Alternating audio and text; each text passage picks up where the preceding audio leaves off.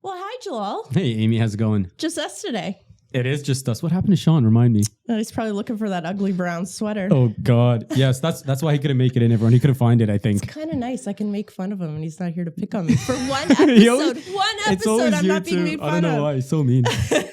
Well, we've got a really good session today. As What's you know, about? Joel, we work with a lot of business owners, and a lot of them, especially right now with the credit issues that are going on, supply chain, they're having a lot of different conversations around their business. Yeah. And today, specifically, we've got the opportunity to speak with Jonathan Kahn, who's the director of the National Client Group of Corporate and Investment Banking, joining us. Nice. And he's going to help us talk around working capital and how do we optimize that in your businesses right now. Sounds awesome. Cash flow is really important, especially nowadays. As you mentioned, credit contraction. So we're pleased to have actually Jonathan to speak about that. Looking forward to it. Coming up next, everyone.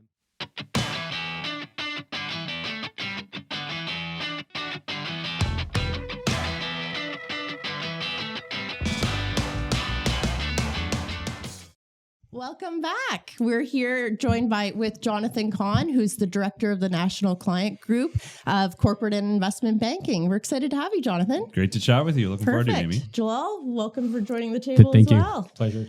So we're going to have an interesting discussion today. We're talking about the current market environment, especially around businesses. When we're in this type of credit cycle, what kind of things are they impacting? And I know you're seeing this, you're on the forefront. So first off, maybe tell us a little bit about what you're doing with businesses right now. Absolutely. So in my role is to represent the bank and make sure I connect with owners, CEOs, CFOs of mostly private companies, in some cases public companies, and learn about what's driving them, what's important for them. Typically, we get involved in transactions when they're doing acquisitions or divestitures, or if they're looking to go ahead and expand and grow the business. So our role is to make sure we understand what they're doing, understand where they want to go, and then for me, connect internally and make sure I bring in the right partners to support them. So whether that's our M&A team to support them in terms of an acquisition, that could be bringing in our cash management folks to make sure we can provide the right treasury direction, or bringing in our derivatives desk and making sure we can give them support in managing some risks. That's one thing I've actually learned being here is it's a really different environment. It's not that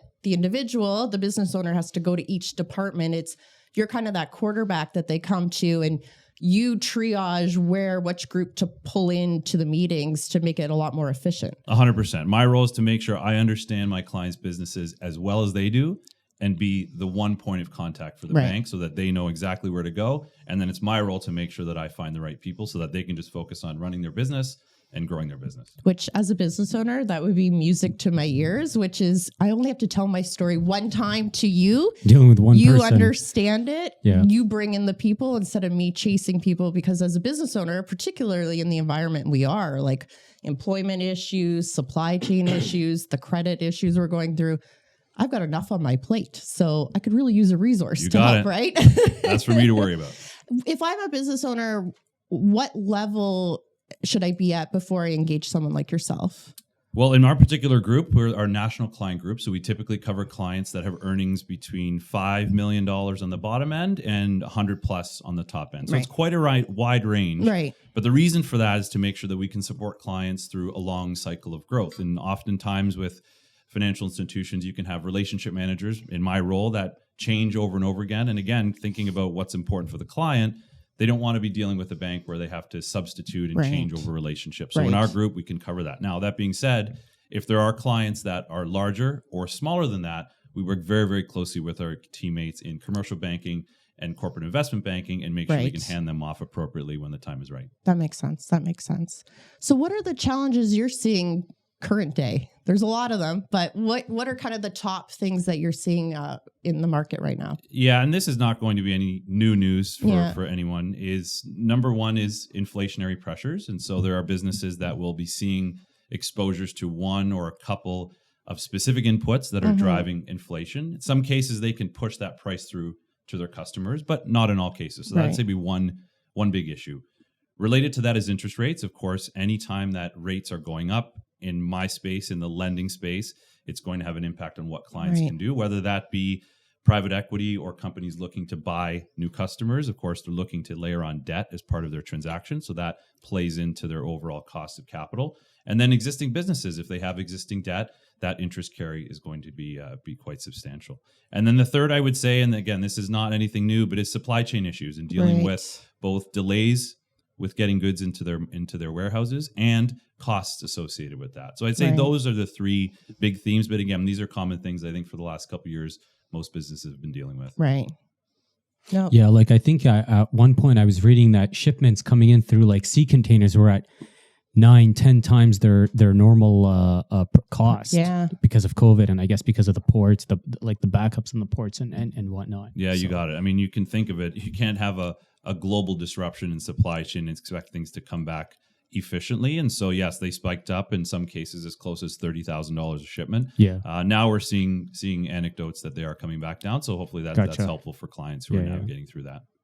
So I had a question now. I know you mentioned that you work with cash flow as well. Just a brief summary about in terms of cash flow, just some high level. What do you mean by cash flow in terms of businesses between 5 and 10 or $100 million and whatnot? Like where do you or your team come into that? Yeah, so if we think about cash flow lending, we're looking at clients that have good ongoing sustainable operations. They've been operating for some time. And we look at the business on the merits of that cash that they're generating. Right. And so contrary or an opposite might be asset-based lending. We do some structures that are focused on asset-based, but for the most part, clients that get into that spectrum, we're looking at them on a cash flow basis. And for us, we're looking to make sure, obviously, that they generate good cash generations, they can sustain the business and hopefully grow it and continue to expand it. Yeah, So, for example, I guess where I'm trying to get to is what are some things you recommend for businesses right now in terms of keeping their eye in terms of their cash flow, whether it's organizing, whether it's accounts receivables and accounts payables. So I'll give you an example. Like a lot of businesses would probably think to themselves, well, okay, I have accounts receivables of, let's just say $1 million, right? But these customers or clients haven't paid me yet my reporting period, for example, for taxes or whatnot, comes due. So I have to pay the taxes, yet I haven't been paid that that revenue by the clients, right? So what are some I say advice, or what are some things that clients should watch out for, business clients should watch out for in terms of them organizing their cash flow properly, so that way they're not, when bills come due, they actually have the money to actually pay, or even suppliers, right? Some suppliers want you to pay within 30 days, yet your clients sometimes, have a 60 to 90 day grace period. So how do you balance that? It almost sounds like it's kind of like a finesse, right? But it is. And you're raising a topic that we call working capital optimization, and not to get too technical, but working capital is effectively the lifeblood of a company in terms of its cash within a year. So you can think of your current assets minus your current liabilities. So anything that is either coming in within a year or that has to go out within a year, and exactly all the things you're talking about. The big ones are inventory payments, accounts payable you might have, accounts receivable, payroll might be things that are all compounding that. And you've exactly said it. And related to working capital is the cash conversion cycle. And really, this is the cycle of what it takes to turn $1 of output into $1 of cash in the door. And so there's three main components to that. You highlighted a couple of them already. Yeah. One is your accounts receivable. So these are invoices that you've issued out to customers and you're waiting now to get paid. Yep. The second is on the opposite end is your accounts payable. You've got your suppliers that are waiting for payment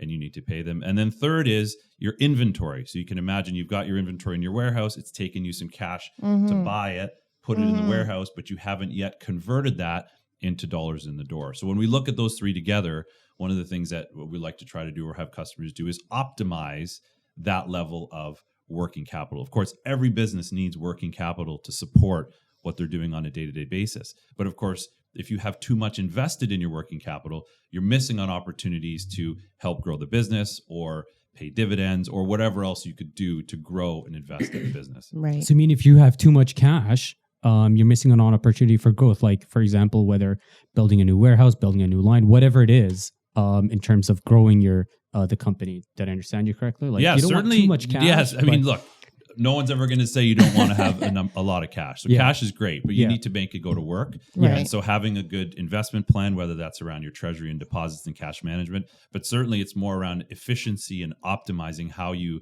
operate on a day-to-day basis to make sure that you're efficient with how capital is being used. Gotcha. And so do you help customers get into the weeds on those different buckets on how do they optimize it? Absolutely. So in my role, one of the parts of my role is to make sure that I'm understanding, first of all, how the business is operating. What do those payment terms look like, for example, with their suppliers, with their customers? And then we have a team within the institution that really dives into the weeds, as you say, and digs into providing specific solutions to fill in the gaps in some of those places. Now, that being said, there's lots that companies can do on their own without using external tools. And to me, this is the first best option, is taking a look at your payables, your inventory, and your receivables, and in an organic way, think about what are the things I can be doing on a day-to-day basis to help improve things. And the companies that really have this mindset throughout the organization are the ones that do it really, really well.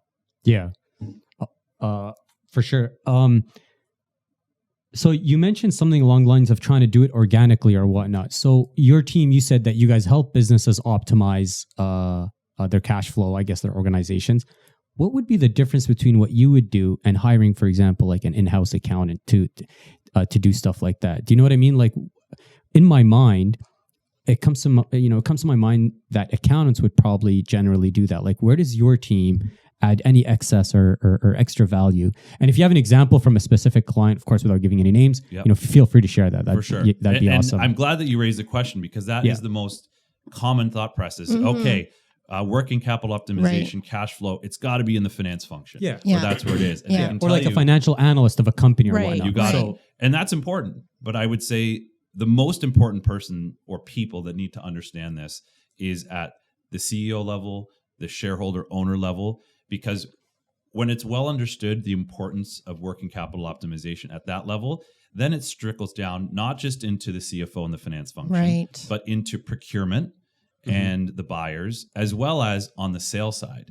Because if you think about it, you have sales side meaning the sales team? Correct. Okay. If you have your accounts payable, well, clearly that falls into operations and procurement. Accounts receivable, you're dealing with the customers. In almost all cases, that's dealing with your sales team. And the management of that, from a finance point of view, of course, that falls within the CFO's mandate and remit.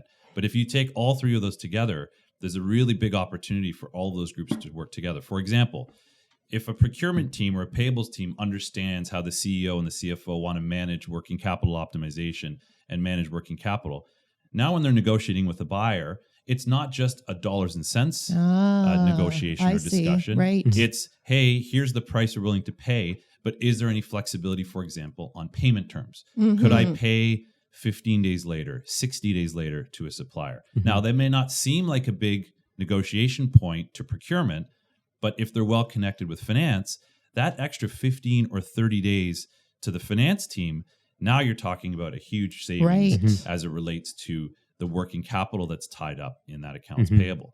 The same thing on the receivable side. If the sales team knows that, hey, maybe we're willing to give up a 0.5 percentage point here and there, but the gain we're going to get is an extra 30 days, 45 days, 60 days in payment terms.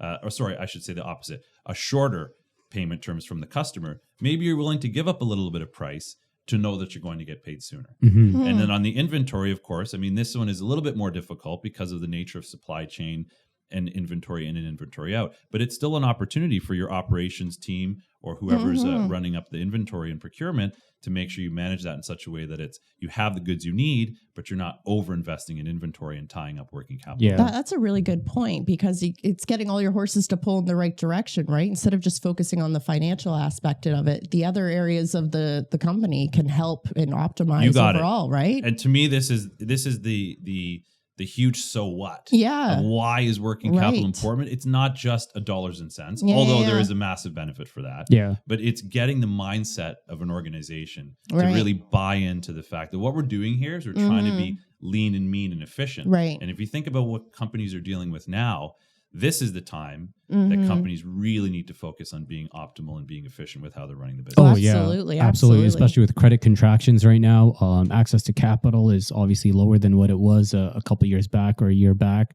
For sure, cash flow. Well, I think the other benefit too is you in your position, you get to see what other businesses are doing, right? So you offer a pretty good perspective of who's doing it really well, maybe some options. So I think kind of picking your brain on how do other businesses do it and other ways to optimize. I think that was a real light bulb moment there. 100%. That's huge. You know, we see in our portfolio within our group, we're diversified. So we see a lot of different types of businesses. And one of the other benefits of our group is we work really closely with our loan syndication team. And they've got a view not just into our portfolio, but the loan market. And so we can take what they do, what they see, and bring that to our clients. And around working capital optimization, look, it's a common thought that these sorts of tools and solutions are typically for middle market or smaller clients. But I can tell you, some or many of the world's Fortune 100 companies use these sorts of tools to manage their efficiency. Now, it's not because they need to generate additional cash, although that's helpful. These are the largest companies in the world that have access to billions of dollars in liquidity. But why do they do it? Because they want to be efficient, they want to be optimal, and they want to drive that through the organization, not just internally, but even through their supply chain, for example. So many of the largest companies in the world have programs specifically targeted to their suppliers to allow their suppliers to take advantage of the credit quality of their customer and drive improvements in their working capital throughout the supply chain. Right. Do you guys do negotiations on behalf of clients? Like you mentioned, for example, that maybe their procurement team would like negotiate with suppliers. You guys do any of that or no? You guys just, I wouldn't say that you would create the system and they would have to execute it, or create the organization maybe and they would have to execute it? Look, part of my job and our job is to be a good advisor first and foremost. So the first thing we'll do is we'll leverage the experience that we have, how we've worked with other companies that are doing it, and guide them through some discussions they should be having internally. We'll certainly do analysis on their financial statements and help them understand where there might be pockets to improve. In some cases, we'll benchmark versus other transaction in the market and other peer groups that are in the market that we have information for, so they can get a flavor and a picture of here's how they compare to others. And then they can take that information and discuss that internally and then figure out what the right approach is for them. And certainly, to the extent that we can be helpful to that process, that's our job. Gotcha. Go ahead. And I was going to say, I think more than ever, especially on the supply chain, I'm seeing it from at least the business owners we're talking to. They're dealing with multiple suppliers of the same thing now because they just don't want to be caught in a shortfall. Yeah. So how do you manage that? So to your point, by having this oversight and how to really optimize it is going to be key. You got it. So first and foremost, if you can do that internally, and you can navigate that with the relationships you might have with your suppliers, the relationships you might have with your customers, that's the first best option. Right. That being said, there are lots of tools in the toolbox that can be provided and layered in to the approach to be able to support those discussions. And in some cases, if you hit a roadblock or not able to get somewhere with a supplier, well, then you can layer in a tool and use that tool the way that it's intended to be used to support whatever it is that you need to do around working capital. And working with multiple companies or multiple clients or even across sectors, you guys would have knowledge of certain, suppose one client, for example, is, having issues with a plastic manufacturer. You'd probably know another plastic manufacturer that would help them. Like, I guess that can be leveraged by you and your team, right? Yeah, absolutely. I mean, that's the goal of what we try to do is we take all of the learnings that we have from other clients and from the market and our own experience at other institutions and bring that to clients. I mean, look, as an advisor, that we're expected to do that and we need to deliver that way. What about loss prevention? Do you guys help us to set up systems for that? Like, do you guys create a buffer zone for that? Like, some companies obviously will eventually maybe have a client not pay, doesn't want to pay. Now, of course, they can obviously pursue in court depending on the amount and depending on the nature of the contract or whatnot. But do you guys help anything with that? Or like, what are your thoughts on some loss prevention stuff? Yeah, we certainly do analysis around what we call dilution. So this could be cases where a customer either does not pay at all or there's a refund. There's lots of reasons why there may not be a full payment of an invoice. Right. It doesn't happen often, but it does happen. So we'll do that analysis. We'll understand the level of dilution that a particular company has. We'll benchmark it to other companies in that sector. I can give you an example. For example, in food retail, the level of dilution tends to be a little bit higher, but you can imagine that would be the case when you're dealing with food products or things that can get broken in shipment versus products that might be more shelf stable or have a longer life on shelf. You might see a little bit less dilution. So certainly we do that analysis. We find opportunities where they may be better or worse than the benchmarks, and then with their sales team, help them understand where there might be opportunities to improve upon that. All right. Amy, do you have any? I have one more question if you have. Go ahead, shoot. Okay. My last question is, at what point do you think a company or a business owner should approach you guys, whether and tell me in terms of either EBITDA or revenue or gross margin, whatever it is, when do you think is an optimal time, in your opinion, for a business owner to approach a team like yours? Okay. This is a biased answer, but right away. Right now. Of course, right now, definitely. Now, that being but said, you said, hold on, but a few minutes ago you said if you can do it organically, do it organic. Like if you can do it internally, I guess do it internally. So you can never go wrong by speaking to an advisor and speaking to someone that has experience and can help you. Look, we don't have to be, it doesn't have to be a customer. That's not our job, in my view. Our job is to be a good advisor. If we can provide good advice through a discussion, through a dialogue, and it's helpful to you as your business, great, go do that. If there's an opportunity to work with you as the owner, as the CEO, as the CFO, great, let's do that too. But it all starts with providing good advice, building a good relationship, and letting it go from there. Like clients shouldn't have to wait until they see like a huge amount of a huge percentage of their cash flow decreasing, or the fact that they can't pay their bills on time, or their taxes on time. They shouldn't wait till it's judgment day, in other words, for them to come knocking on your guys' door. And it's timely now as well. You mentioned before, credit is contracting. Companies may not be able to have the same access to capital as they did a year ago. I'll tell you a great line that I heard from a client a couple of weeks ago, and I'm surprised I hadn't heard it sooner. Shoot. He said, have one God, but two bankers. I like that. And the reason for that is, look, you can never go wrong by having another discussion with another lender, with another bank. You're going to learn something. You'll create some competitive tension with your existing lender. Not every bank can be all things to all people, clients. So you want to leverage the best of both worlds and the best quality. So back to your question, today is the day to reach out. If it happens to be a client, that's right. That's in our segment of client. Fantastic. But if not, again, we're here to channel to the right teammate. And if that happens to be a teammate in our commercial bank, wonderful. If it happens to be a teammate in our capital markets group, wonderful. But our goal is to service our clients, bring good advice, and then find the right partner to work with. For sure. Yeah. It does grow harder and harder as the company obviously progresses, as the company grows, the revenue grows, all that stuff definitely gets more difficult. And to your point, just finding those little parts to optimize can make a massive difference at the end of the day, right? Absolutely. So why not? You got it. Well, Jonathan, thank you. Thank you very much, Jonathan. That was awesome. Today. And have one God, two bankers. I'm going to remember that. I like it. Thanks, everyone. All right. Thank you. Thanks, guys. Well, I'd like to thank Jonathan Kahn today for coming in. I thought that was really helpful. Yeah, that was an awesome I think there was talk. a lot of good tips in there. Absolutely. Having one God and two bankers, not a bad idea. Businesses definitely need to take their cash flow more seriously. Absolutely. There's a lot of money being depleted. So. Well, and it's not just, to his point, it was not just about the financial department. It's how do you optimize the sales department, the procurement department. That's a really good point. You're optimizing You've got two that ropes as well. to basically play puppeteer with. Exactly. So take advantage of it. And someone like Jonathan's team who has that oversight of other businesses, it's a really good place to leverage find that information. For sure. And I think one thing that I can walk away with is, even if you're not going to actually retain an advisor, at least have that chat conversation, with one. You know see if it makes sense in even your if business. your cash flow is $1 million and less. Like I know he said his team works between 5 and 100 million, but even if your cash flow is less than that, just ask questions. Maybe you'll even get some really decent advice to help you leverage growth in your company. Well, and again, their team, they'll point in the right direction. If it's not their team, they'll know the people internally who you got to talk to. So great episode. And thanks again, Jonathan. Until next time. For sure. Thanks, guys.